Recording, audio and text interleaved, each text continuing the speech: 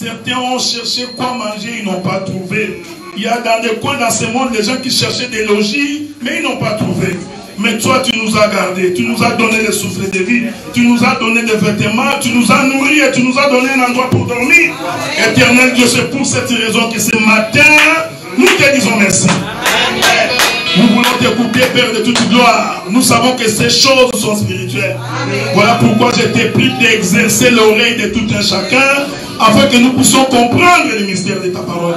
Que la gloire te soit rendue par Jésus, notre Seigneur et notre Sauveur. Amen. Amen. Que le Seigneur vous bénisse. Amen. Bon dimanche à tous. Amen. Dimanche est là, j'ai encore vu mon bien-aimé frère Alain, ça fait longtemps. Hein? Je suis en train d'attendre le frère William qui devait aussi venir aujourd'hui. Ma bien-aimée Nancy, je te salue également dans le nom du Seigneur. Je profite pour te rappeler que dans les assemblées de saints, on se voit la tête pendant la prière. Nakati ya esanga ya basantu to bomba kamutu na biso na tamba losambo. C'est ce que la Bible dit. Ya mwana nde Biblia ezoloba. Que la femme se voile pendant les moments de culte. Esengeli mwasi abomba mutu na ye tamba zo sambo. Comme tu m'aimes beaucoup. Lokolo lingaka nga mingi. C'est pourquoi je te l'ai dit. Ya mwana na ye bisio. Amen, amen. Amen. Parce que ça fait longtemps que tu es avec nous, tu devais comprendre ces choses. Poete oza déjà na biso. Mais quand tu viens pour la première fois, on te laisse passer quoi? Comprenez que quand l'Éternel a voulu construire le tabernacle, il a dit à Moïse de monter à la montagne. Donc Moïse a quitté la terre, il est monté au ciel. La Bible dit que quand Moïse arrive au sommet de la montagne, il va attendre Dieu pendant 6 jours. 6 jours. Et la Bible dit que le 7e jour, la colonne de nuée va envelopper Moïse. Donc nous comprenons que la colonne de nuée c'est Dieu lui-même. Ce n'est pas moi qui dis. C'est la Bible qui dit ça. La Bible dit que quand Israël s'est promené dans le désert, il était conduit par la colonne de nuée. En réalité, frère, Moïse n'a jamais conduit Israël. Celui qui conduisait Israël, c'était la colonne. La Bible dit que quand la colonne s'arrêtait, Israël s'arrêtait. Quand la colonne s'est déplacée, Israël s'est déplacé. J'aime ça. Donc en réalité, ce n'est pas Moïse qui conduisait Israël. C'est pour dire ceci, frère. Aucun prédicateur ne peut conduire l'église. L'église n'est pas conduite par les pasteurs. Ce n'est pas conduit par les docteurs. Non, non. Donc un pasteur ne peut pas se réveiller un matin. Oh voilà, nous allons faire ceci. Non, ce qu'un pasteur doit faire, c'est de vérifier ce qu'il fait, c'est que c'est conforme à la nuée. Donc la colonne qui a enveloppé Moïse, en réalité c'était l'Éternel Dieu lui-même. Et quand Moïse entre dans la nuée, écoutez ça, frère. Ah oui, oui. Cette habitude-là, c'est l'habitude de... On a trouvé ça chez les Philistins. Je vais profiter pour dire ça tout d'un coup. Vous savez, les prédicateurs de l'autre côté ont l'habitude, quand ils prêchent, quelqu'un est en train de jouer le synthétiseur. Les gens sont emballés par la musique pour écouter la parole. kitoko ya lite ekominde na nzela ya musique. Je vous avais dit que nous allons respecter la doctrine. La doctrine dit ceci. Pour convoquer le peuple, les sacrificateurs jouaient de la trompette. On jouait de la musique pour appeler les gens. Mais quand le peuple s'assemble et que les sacrificateurs veulent lire la loi, et les instrumentistes, tout le monde s'était. C'est ça la doctrine des saints. Donc quand tu entres dans une église, tu trouves que pendant que les prédicateurs prêchent, quelqu'un joue les synthétiseurs. Comprenez que c'est contre la doctrine. Qu'est-ce que vous voyez, frère? Donc nous allons prendre l'habitude de ne pas copier ce que les autres font. Parce que pendant que mon bien-aimé Antonio sera en train de jouer la guitare, quelqu'un d'autre va dormir. L'autre va être plus dans la musique au lieu d'écouter la parole. Nous croyons que l'homme doit être réveillé par la parole. Il ne peut pas être réveillé par Alléluia. Donc quelqu'un qui prêche chaque 2 minutes. Alléluia. Alléluia. Alléluia. Alléluia. Alléluia.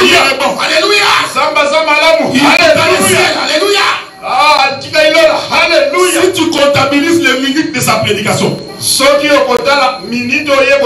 a passé 40 minutes à dire Alléluia, 20 minutes pour prêcher. 40 minutes Alléluia, Alléluia n'est pas un cri d'animation. Alléluia, nous ne sommes pas dans un père. Biso dozali na parti yaba mouvement populaire pour la révolution. Mouvement populaire de la révolution. Non. Bon côté. Nous prêchons la parole. Biso dozote aliloba. Essayez de régler ces baffes là parce que ça dérange. Bon ekempe na kobongisa malamu. Juste diminuer un peu les baffes là, ça va.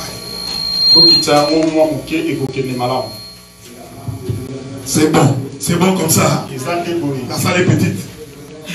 Je crois que tu dois prendre ce micro. Ça va être même ça.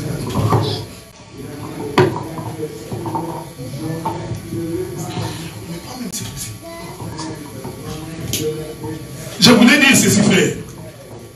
Que quand Moïse monte au sommet de la montagne, c'est au ciel que Moïse a vu le modèle de Dieu. Dieu lui a montré le tabernacle, comment on construit le tabernacle. Et il dit à Moïse, quand tu descendras sur la terre, tu bâtiras selon le modèle que tu as vu au ciel. Donc l'église s'est bâtie en fonction du modèle céleste. Donc Moïse était monté sans papier, sans stylo. Mais il avait la capacité de retenir même les mesures. Et quand il descend, il dit au peuple, nous allons construire selon le modèle céleste. Et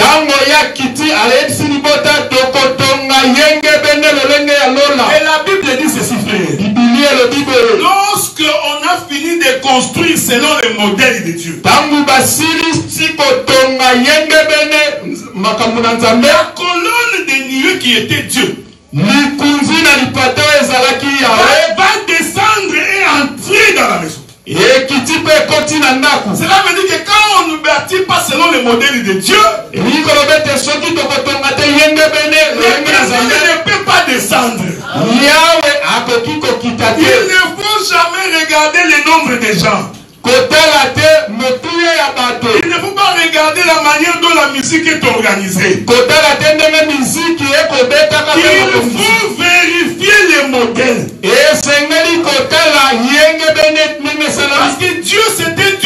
principe. Celui qui n'observe pas la voie de Dieu ne peut pas voir la main de Dieu. Pour que l'Éternel combatte à ta faveur, il faut que le Seigneur soit rassuré que tu es de son côté. Et pour être du côté de Dieu, il faut marcher selon les voies de Dieu.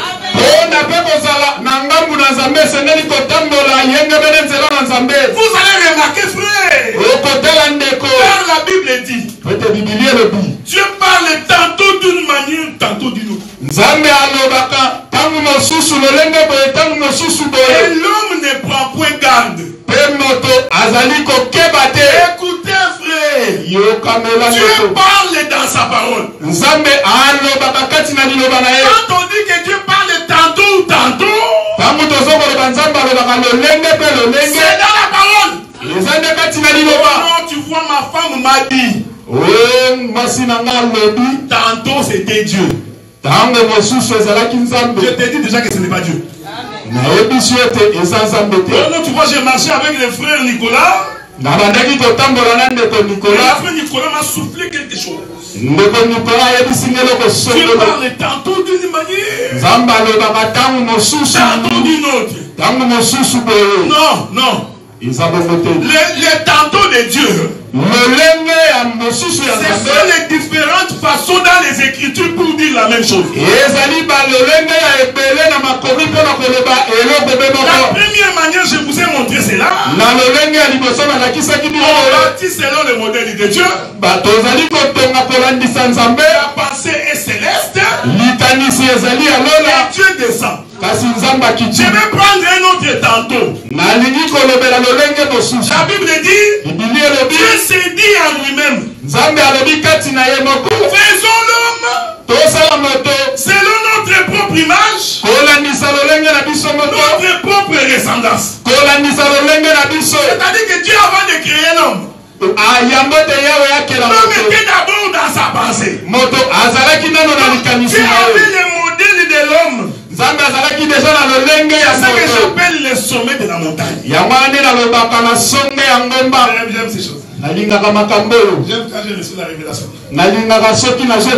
Vous savez, frère, le sommet de la montagne, c'est la tête.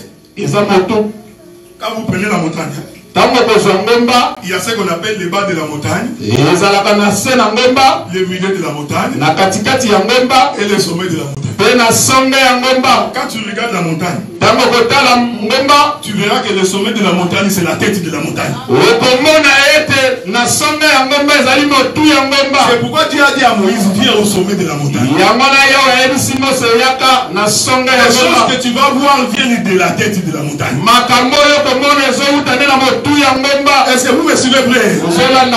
Mais quand vous regardez le tabernacle, tu verras, il y a les lieux très saints, les lieux saints et les parvis.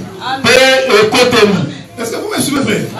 La montagne, nous avons le bas de la montagne, le milieu de la montagne et le sommet de la montagne. Le tabernacle, nous avons les lieux très saints, les lieux saints et les parvis. En réalité, frère, et la montagne et le temple, c'est la même chose. C'est pourquoi la femme samaritaine a dit à Jésus, nous prions Dieu à la montagne. Mais vous dites que dans le temple, nous sommes allés à Mangengenge, les dieux de montagne, les dieux de Mangengenge. Je crois que c'est la montagne physique. Jésus répond à la femme samaritaine. Parce qu'il voulait lui dire, la montagne et le temple, c'est la même chose. Il dit, en réalité, en vérité, les faux adorateurs adorent Dieu en esprit et en vérité. Donc, ce que vous faites, c'est ce que les Juifs font. Ce sont que les images du véritable temple. C'est pourquoi quand Moïse arrive au sommet de la montagne, en réalité il était entré dans la tête de Dieu. J'aime la Bible, hein? Que Christ est la tête du corps. Donc la tête ici c'est Christ. Et tout ça, c'est la femme. Si vous regardez l'homme, vous verrez que la tête du corps est au sommet. Et on pense par la tête. On réfléchit par la tête. Même quand tu bouges les mains, c'est par la tête. En réalité, c'est la tête qui dirige tout le corps. C'est pourquoi quand quelqu'un devient un fou, c'est sa tête qui est foutue. Tu verras que même son comportement ne répond plus à la logique. Même s'il a le sang dans le corps. Mais comme la tête est foutue, même sa marche est désordonnée. Voilà pourquoi l'église doit maintenir Christ comme étant la tête du corps. Je voudrais exhorter. Le commandement vient de la tête. C'est pourquoi Dieu a établi l'homme le chef de la famille. L'homme, c'est le chef de la famille. Je ne parle pas aux Canadiens. Moi je parle au fils du royaume. L'homme, il est la tête du corps. Paul dit que le corps c'est la femme. La tête c'est l'homme. Celui qui voit c'est l'homme. Celui qui sent c'est l'homme. Et celui qui parle aussi c'est un homme, frère.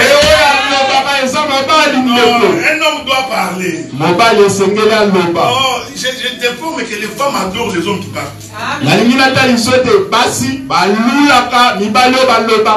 pas un homme qui parle, la femme ne comprend. Il dit, mais c'est ce que j'adore. Le monde nous a appris que c'est les femmes qui parlent de tout. C'est faux. Non, dans l'évangile, c'est l'homme qui parle de tout. J'ai vu un frère. On s'est marié. Au lieu seulement de parler, il commence à dire, comprends, c'est pas ma soeur. On se prend un peu de cake. La soeur bouffe le cake. Demain, on va aller au McDo. La soeur attend que tu parles. Tes gestes là, ils semblent comprendre, mais il faut que tu parles. Dans la nature, c'est l'homme qui parle. Et quand l'homme parle, il donne la direction. Voici ce que nous allons faire. Ce que j'ai dit, c'est par rapport à Christ et à l'église aussi. Hein?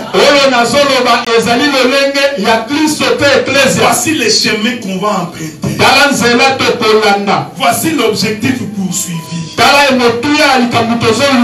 le corps ne suit que les ordres de la tête. Pourquoi Dieu a fait ces choses? Pour nous enseigner que le modèle terrestre vient du sommet de la montagne. Le modèle terrestre vient du sommet de la montagne. Voilà pourquoi je m'en vais vous rappeler. Et Dieu, avant de former Adam, Dieu a d'abord pensé à Adam.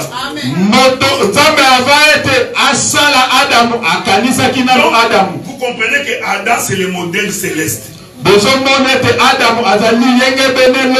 Ensuite Dieu va les manifester sur la terre. Et nous disons que cet Adam là c'était un tabernacle. C'est Dieu qui l'a fait selon lui. Dieu constate qu'il a fait Adam selon lui, il dit que maintenant Dieu va souffler dans Adam. En d'autres termes, l'esprit de l'Éternel est entré dans un corps. Quelle est l'exhortation à tirer de ce que j'ai dit? Si tu fais des choses qui ne sont pas conformes à Dieu, Dieu ne peut pas venir avec toi. Donc il faut toujours, avant de faire quelque chose, te poser la question, est-ce que c'est ce que Dieu veut? Est-ce que tu peux entrer en prière pour demander à Dieu, est-ce que c'est ta volonté? Parce que si Dieu n'est pas avec toi, rien ne réussit. Moïse avait compris ces choses, frère. Il a dit ceci, l'Éternel Dieu, si tu ne viens pas avec nous, nous n'allons pas partir. Il faut apprendre à faire tous ces noms de modèles. Frère, la paix dans la famille, la paix au travail, la paix dans nos relations,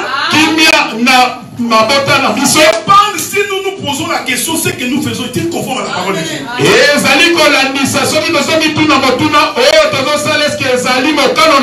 Car la Bible dit que les maris aiment leurs femmes.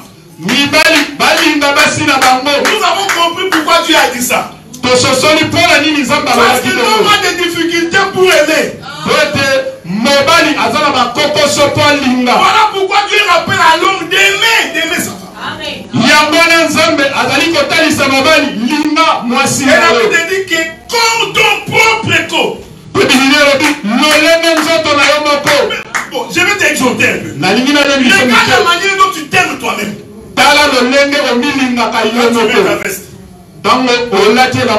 Ton pantalon. Tu sens que toi tu y es. Maintenant Dieu te dit d'aimer ta femme comme tu aimes ton corps.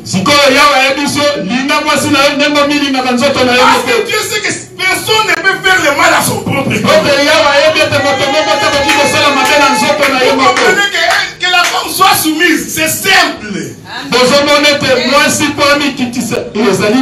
Si seulement la femme comprend que c'est tout même, frère, il ne fera rien contre moi parce que je suis son propre corps. Tu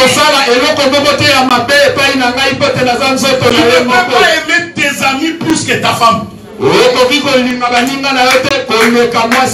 Je vais pousser ça très loin. Tu ne peux même pas aimer tes frères dans le Seigneur plus que ta femme. Tu ne peux pas nous dire j'aime l'église pendant que tu n'aimes pas ta femme. C'est contraire à la doctrine. J'avais dit à une soeur qui m'a posé la question. Parce que son mari était païen. Alors son mari lui a dit, ce dimanche tu n'iras pas au culte. Je reçois des visiteurs. Tu vas préparer pour les visiteurs. La femme m'appelle. Il dit non, parce que moi je vais venir prier. Je lui ai dit que ta prière, Dieu ne va même pas l'exaucer. L'intention est bonne de venir prier.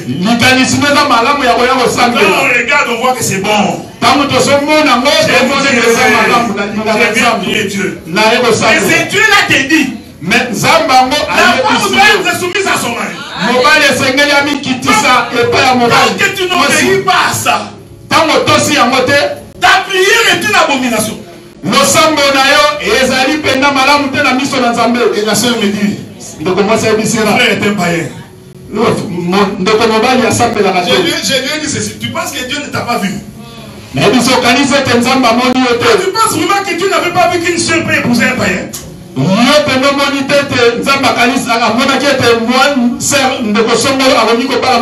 livre d'Ésaïe dit ceci. Consulte les livres de l'Éternel. Aucun d'eux ne fera défaut. Donc ça veut dire que tout, Dieu a mis ça par écrit. Il n'y a rien. Le frère Paul dit ceci dans Corinthiens. Si un homme est païen, épouse une femme chrétienne, l'idée de se séparer doit venir du païen. Tu vas, frère, ma soeur, tu vas endurer. La tribulation, tu l'auras. C'est toi qui as épousé un païen. Dieu t'a mis la barrière. Si vous voulez vous séparer, séparez-vous. Mais l'idée de se séparer doit venir du païen. C'est ce que je te recommande. Si tu souffres beaucoup, mets seulement les genoux à terre. Dis éternel Dieu, maître de temps et de circonstances, je souffre dans ces mariages. Tu vois comme cet homme est en train de me faire souffrir. Mais je ne peux pas sortir. Parce que tu m'as interdit de sortir. Mais tu as dit l'idée doit venir du païen. Maintenant je voudrais au éternel que cet homme me répudie. La Bible dit, frère, quand Dieu agrée la voix d'un homme, il dispose même ses ennemis en sa faveur. Si Dieu sait que ce mariage va t'amener à la mort, et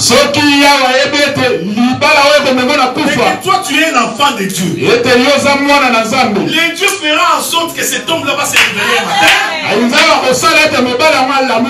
Je ne veux plus de toi.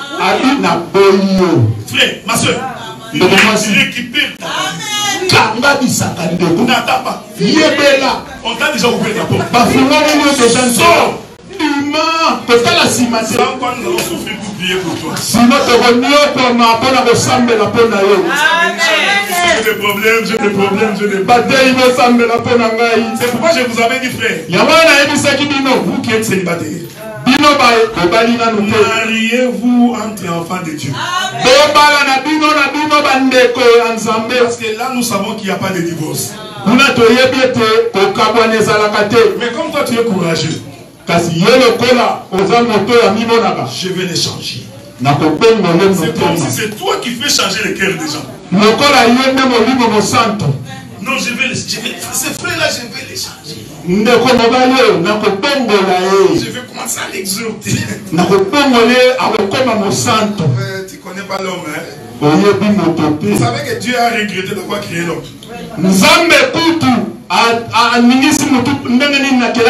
Je disais à des frères,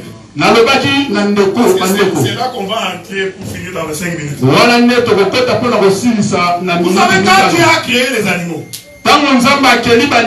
chaque animal mangeait sa nourriture. Les carnivores mangent la viande. Les herbivores, les herbes. Les autres mangent des fruits. Le seul qui mange tout,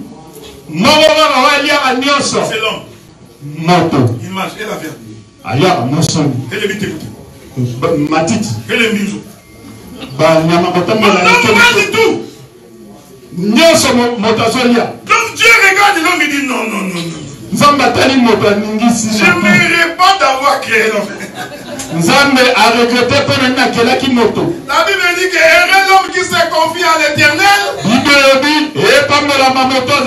car il ne connaîtra pas la confusion. Mais si tu te confies à l'homme, frère, tu seras déçu. Daniel chapitre 1. Daniel chapitre 1. Daniel Mokapo Nayambo. Attends mon frère. Zélandeko. Lis-moi les versets Le verset 6, 7, 8 et 9. Non, tu vas te limiter au verset 8. Nous lisons le livre de Daniel, chapitre 1er, verset 7 à 8. Lisons le nom du Seigneur Jésus. Le chef des eunuques leur donna des noms. À Daniel celui de Belchassar, à Anani à celui de Shadrach, à Michael celui de Meshach, et à Azaria celui d'Abdenego. Daniel résolut de ne pas s'essuyer par les mains du roi et par le vin dont le roi vivait.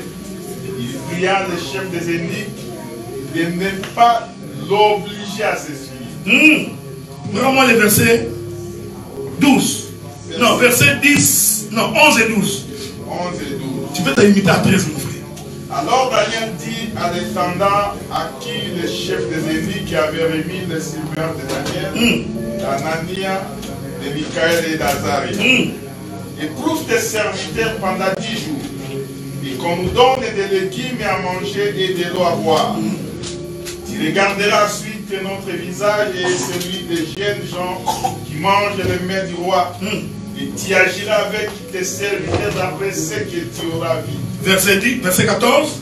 Il leur accorda ce qu'ils demandaient et les éprouva pendant 10 jours. Que le Seigneur te bénisse. Amen, amen. Amen. Lire la Bible, ce n'est pas un problème. Même chez les catholiques, on lit la Bible. Ce qui est important, c'est l'explication qu'il y a derrière les Écritures. Parce que Dieu se cache. La Bible dit que la gloire de Dieu, c'est de cacher les choses. Donc quand Dieu cache les choses, il est très content. Donc Dieu, lui, j'aime ce Dieu-là. Donc lui, quand il cache les choses, et que vous commencez à t'attendre pour trouver, il est content. Donc nous prions un Dieu qui se cache. Ça a commencé depuis la création. Il crée Adam. Il entre d'Adam. Il se cache. Pendant qu'Adam marchait, Dieu était caché dans Adam. Est-ce que vous comprenez ce que nous disons? Donc lire la Bible, ce n'est pas un problème. Mais quel est ce Dieu qui est caché à l'intérieur? Vous savez, quand Dieu a demandé qu'on fasse les lieux très saints, il récupère la manne. La verge d'Aaron qui avait fleuri, et la table des 10 commandements. La Bible dit qu'ils vont mettre ça dans un coffret et cacher dans les détresses. Donc Dieu était encore caché à l'intérieur. Il dit ceci à Moïse: si je voudrais te parler, parce que dans l'arche, on avait mis un morceau de bois qu'on appelait le propitiatoire. Donc c'était un morceau de bois qui cachait l'arche. Et des deux côtés, on avait mis 2 chérubins. Les 2 chérubins regardaient le propitiatoire. Et la Bible dit qu'ils avaient les ailes déployées couvrant le propitiatoire. En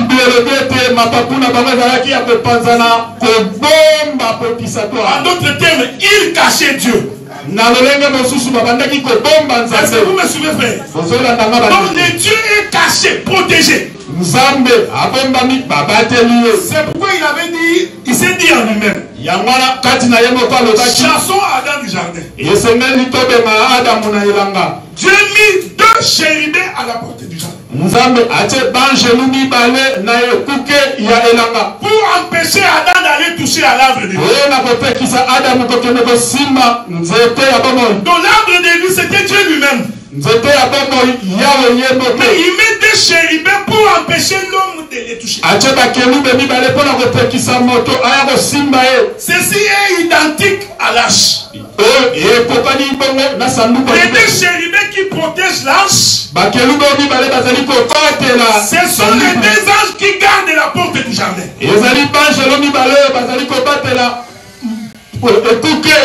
Maintenant Dieu dit ceci à Moïse. Pour te parler, je me tiendrai du haut des propitiatoires. En d'autres termes, je sortirai de ma cachette. Et je me tiendrai sur les propitiatoires pour te parler. Donc la prédication, frère, c'est faire sortir Dieu de sa cachette. Parce qu'il ne peut pas parler dans sa cachette. Voilà pourquoi le ministère nous est donné. Pour faire sortir Dieu de sa cachette. Un ministre du Seigneur. C'est celui qui a la capacité de faire sortir Dieu de là où il est caché. La Bible dit qu'ils sont arrivés dans le pays d'Israël. Ils ont récupéré une portion des gens, ils l'ont amené à Babylone. Quand vous lisez votre Bible, le roi de Babylone, la Bible dit qu'il a choisi la race noble.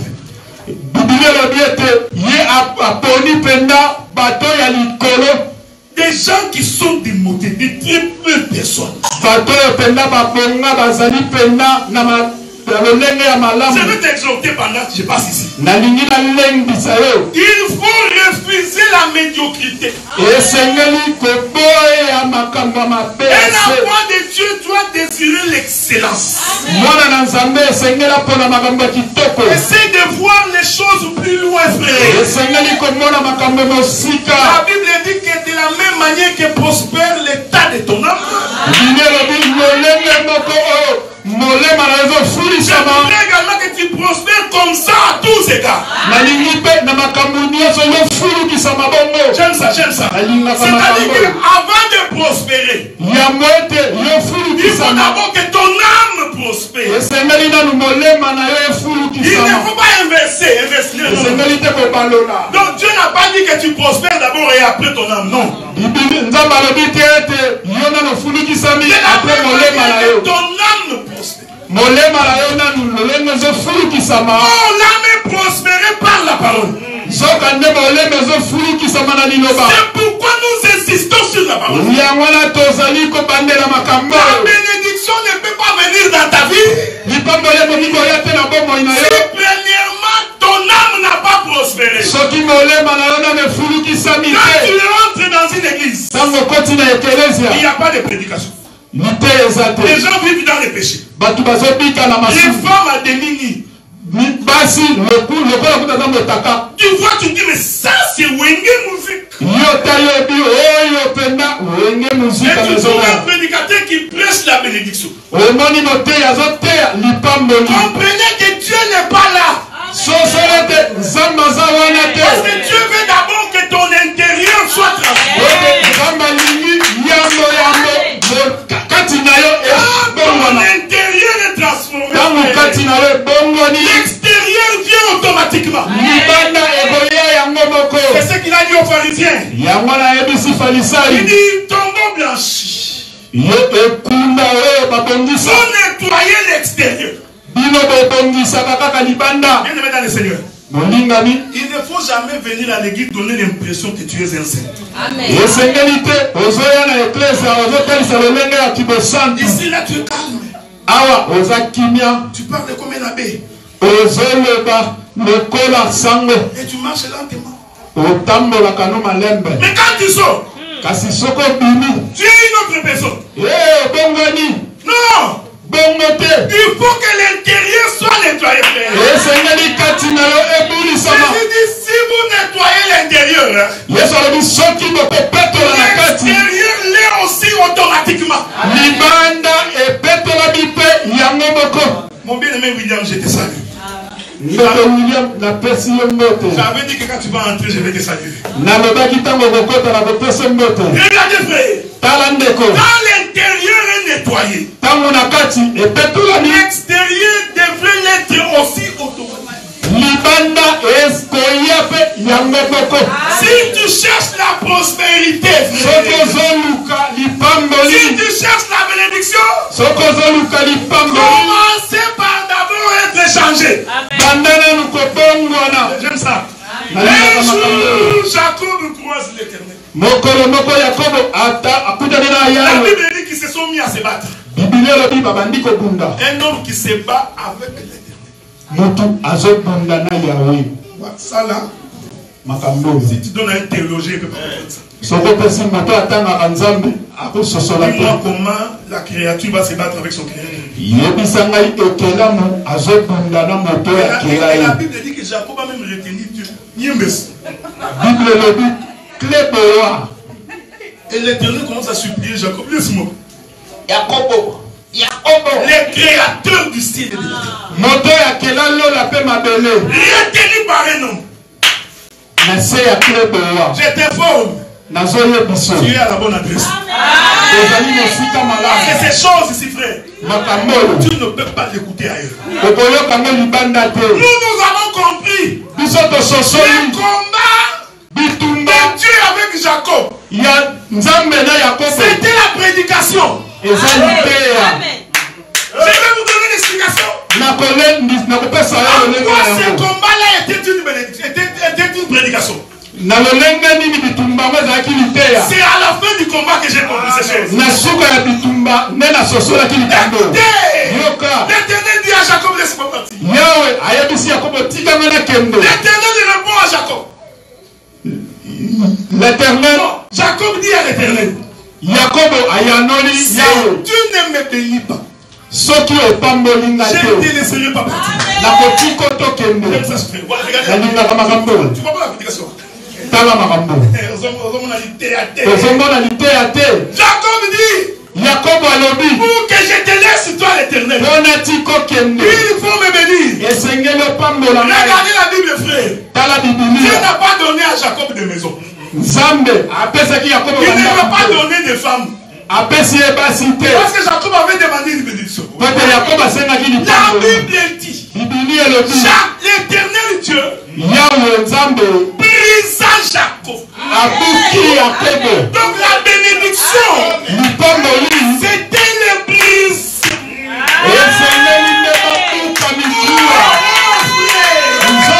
Le brisement vient par la parole. On ne peut pas changer ça la parole. Nous comprenons que ce combat-là, en réalité c'était un prédicateur.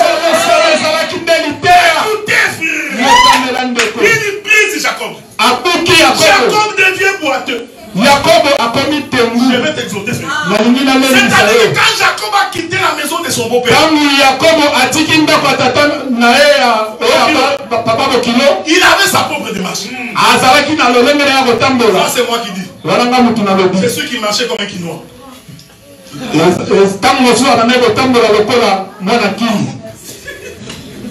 Mais quand il croise les seigneurs, les seigneurs le brisent. La démarche de Jacob a changé. Oh, bien-aimé dans les seigneurs, tu as cru en quel Dieu? Faut que tu sois le même hier, aujourd'hui. Comment tu viens à l'église? Tu ne changes pas. Quel est ce Dieu que tu as rencontré? Il brise Jacob. Lisez les textes, frère. Ça, c'est moi qui dis. Jacob s'est dit en lui-même, oh éternel Dieu, jusque-là, j'ai marché par mes propres forces. J'ai trouvé le travail par mes propres forces. J'ai me marié par mes propres forces. Mais maintenant que toi, tu m'as brisé, je n'ai plus de force. La Bible dit que c'est ce jour-là que Jacob a pris une canne. Il commence à s'appuyer pour marcher. suis en train de voir le prophète David. Il dit, oh éternel, tu es mon appui. C'est sur toi que je m'appuie. Nous comprenons que les bâtons que Jacob avait pris,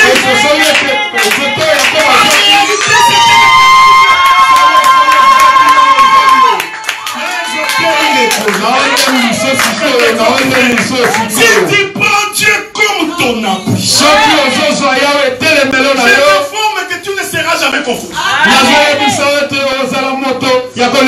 tu t'appuies à l'éternel, David avait vu ces choses.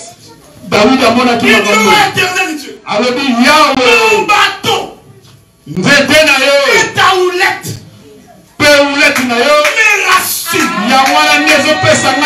L'assurance est dans les bâtons. Il ne faut pas être comme les baluba. Il a coupé ses cheveux, il a laissé sa grosse barbe, tu le vois habillé en soutane, avec une canne en train de marcher. Il pense que c'est cette canne-là qui est l'éternel. Il y en a d'autres qui font des vidéos à Mangengenge. Il a porté une soutane avec un canne. Il pense que cette canne-là c'est l'éternel. Non, ces choses étaient l'image de la véritable canne qui est la parole. Mais je t'informe, mes frères, les jours où Dieu a brisé Jacob, Jacob change de démarche. Comprenez ce que j'ai dit? Il n'est plus ce qu'il était. Si quelqu'un avait vu Jacob avant, maintenant il voit Jacob maintenant, il dit, mais pourquoi tu marches comme ça? Depuis quand tu as une canne, frère, depuis que tu pries, tes amis n'ont jamais vu les changements. Ils n'ont jamais témoigné que toi tu es chrétien. Donc de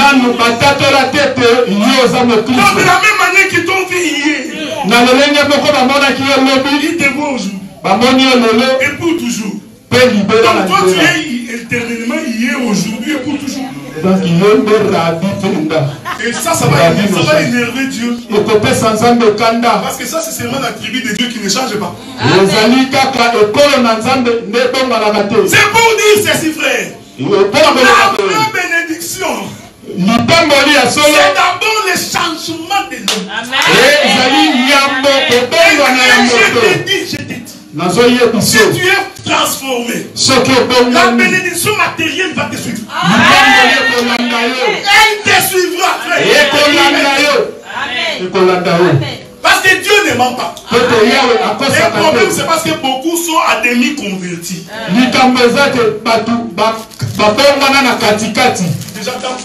Déjà, quand ton compte est à 20 000, tu deviens avocat. Quand ton compte bancaire est à 20 000 $, tu deviens avocat. Là même la démarche commence à changer. Tu ne veux pas qu'on te dise quelque chose. Achète une voiture pour nous montrer que tu as une voiture. Quand Dieu te regarde comme ça, Dieu t'informe que tu ne seras jamais béni. C'est que tu as, il va disparaître. Mais quand Dieu donne la bénédiction, il commence par l'intérieur vers l'extérieur. Le roi de Babylone savait que je ne peux pas prendre n'importe qui. Je prends une race noble. Frère, ces choses sont très prophétiques. Même l'enlèvement est fait pour la race noble. Dieu ne peut pas prendre n'importe qui. Il prend des hommes transformés et qui ont reçu le don du Saint-Esprit. Ils sont différents des autres. Maintenant, il prend ces gens, il les amène à Babylone. Je veux que vous me suiviez bien. gens-là ont quitté Israël.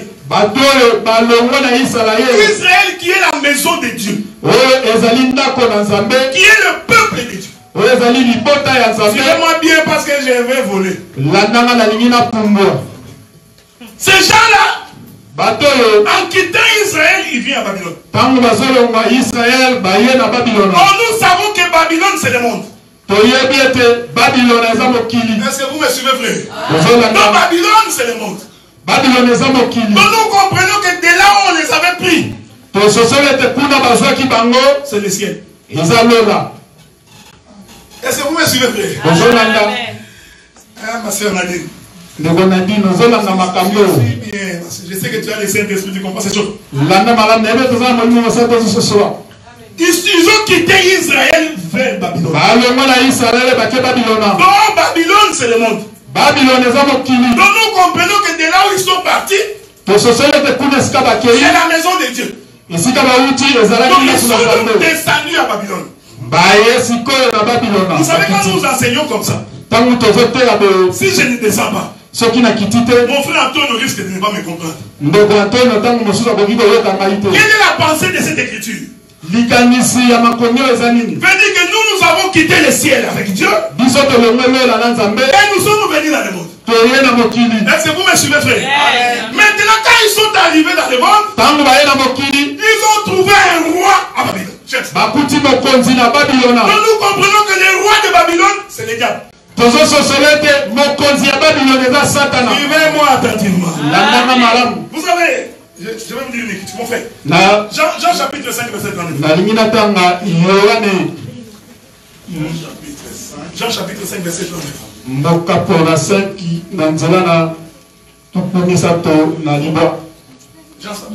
L'évangile selon Jean chapitre 5, verset 39.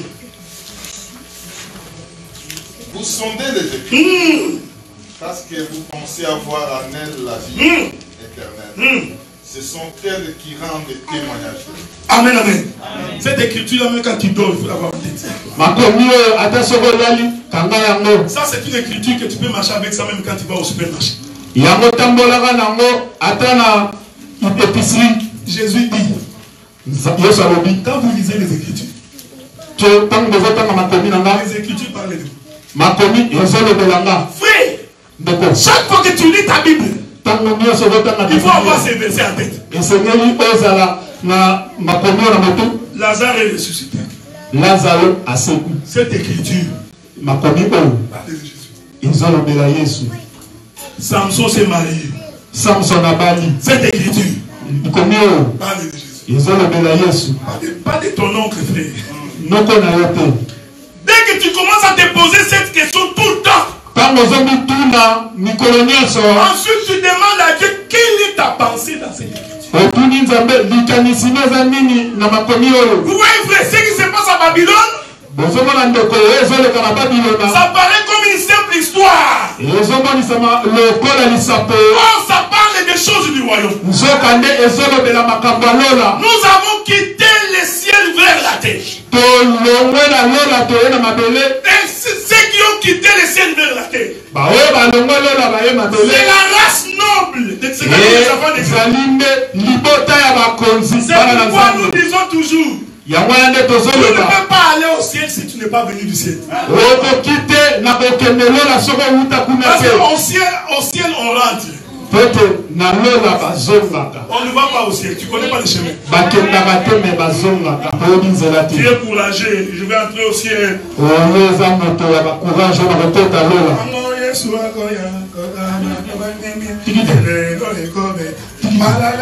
L'homme est en train de croire qu'au ciel, on va sonner bon. Et puis il va monter. Mais il faut lire la Bible. Quand nous prêchons ici, nous sommes en train de sonner la trompette du frère. Et quand tu crois à la parole, l'Éternel te donne les choses du Saint-Esprit. Et le Saint-Esprit, c'est l'assurance que tu vas être enlevé. Le Saint-Esprit ne t'a pas été donné pour que tu aies encore. Non. Le Saint-Esprit m'a dit. Dans ces foufous. Non, le Saint-Esprit ne t'a pas été donné pour voir ce qu'il y a dans les foufous. Non. La Bible dit que c'est un gage, assurance. Que quand tu l'as, tu es sûr que tu vas le recevoir. La race noble est arrivée à Babylone. Mais il y avait un roi à Babylone qui était le roi de Babylone. Regardez ce qui va arriver, j'ai fini la frère. Les rois de Babylone vont présenter au Fils de Dieu la nourriture de Babylone.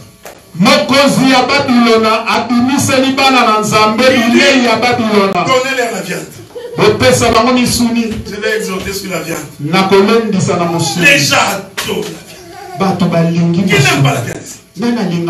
Non, barbecue. Est-ce que tu as déjà vu un barbecue de Bitékou? Aussi, de mon barbecue, il y a Matembele. Le barbecue, c'est tout la viande. C'est ce qu'on a voulu donner à Daniel. Shadrach, Meshach et Abednego.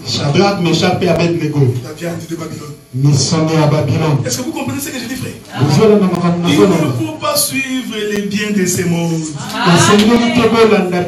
Ne suis jamais la richesse de ce monde. Parce que tel a fait, moi aussi je vais faire.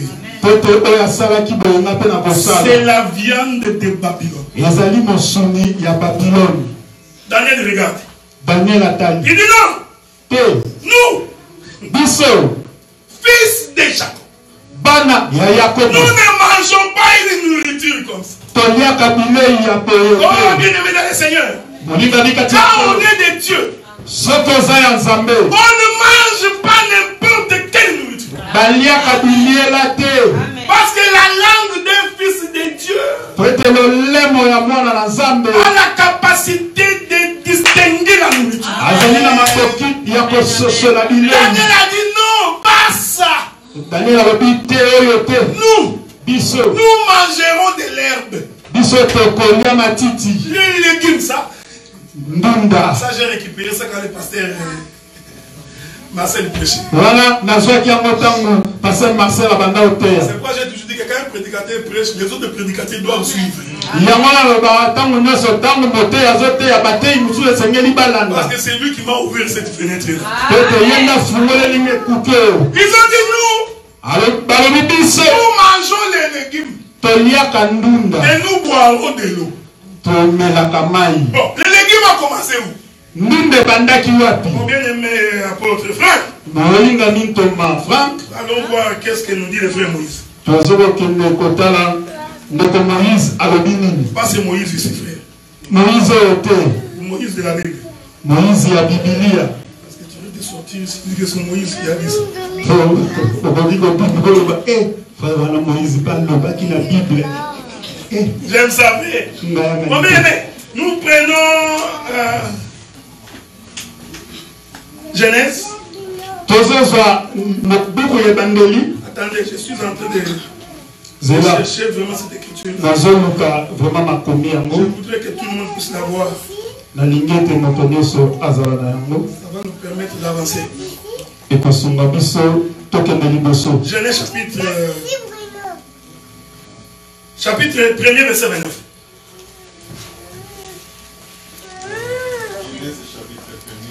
Verset 29. Et Dieu dit, voici je vous donne toute herbe portant de la semence et qui est à la surface de toute la terre. Et tout arbre ayant en lui du fruit d'arbre et portant de la semence, ce sera votre nourriture. Alléluia. Quand Dieu crée Adam, avant que Adam ne pêche, Dieu dit à Adam, toi Adam, tu mangeras les légumes. Donc la nourriture d'Adam, avant le péché, c'était les légumes. J'aime la précision de la Bible. Pas n'importe quelle herbe. Il faut que l'herbe puisse avoir la semence à l'intérieur. Même quand tu mangeras l'arbre, j'aime ces choses. Il faut que cet arbre ait la semence. Parce qu'il y a des arbres qui n'ont pas de semence.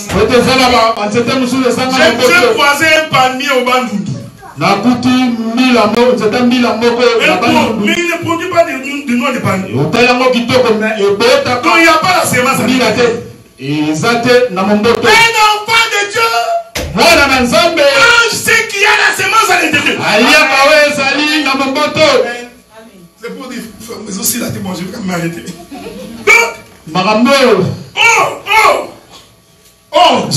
L'herbe,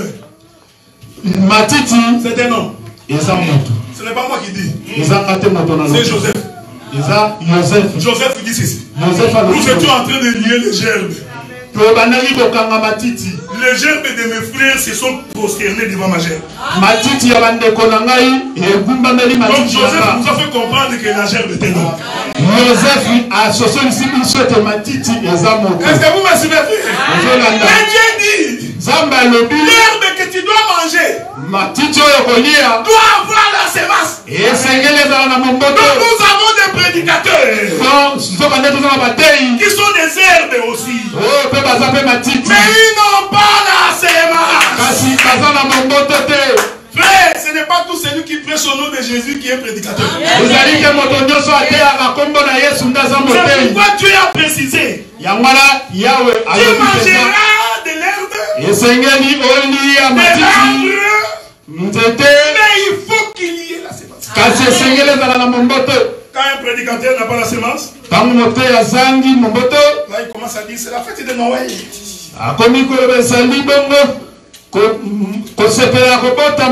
C'est la fête des petits enfants. Dieu a dit dans sa parole, amène vers moi les petits enfants. Maintenant lui pense que les petits enfants sont les enfants de Charlie. Alors que Jésus a regardé Pierre. Petit enfant. Mais Pierre était un vieux. Mais Jésus le regarde. Petit enfant. Ne craignez rien. Car celui qui est en Dieu. Que Dieu vous bénisse.